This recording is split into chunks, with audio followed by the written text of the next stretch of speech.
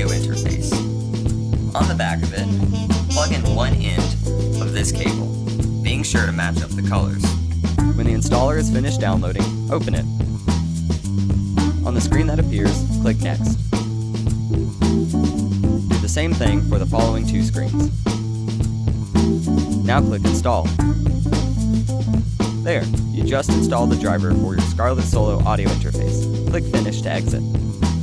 Go ahead and click on a few of the drum pads to get an idea of the sounds that you can make.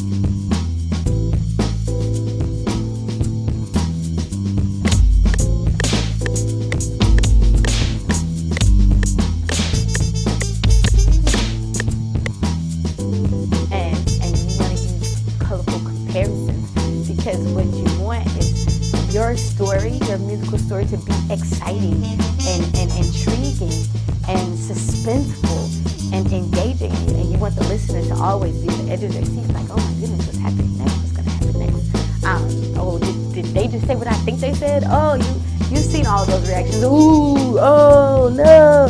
That's what comes from, great songwriting. Like, if you can compel someone to express emotion just by listening to words that you put together, that means you did a great job.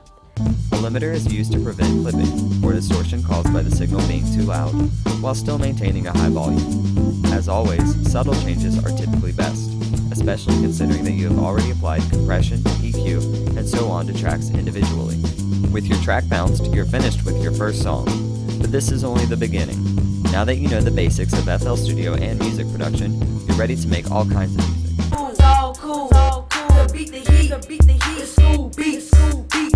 Wake up in the morning at 8 a.m. It's no more school, that's where summer begins.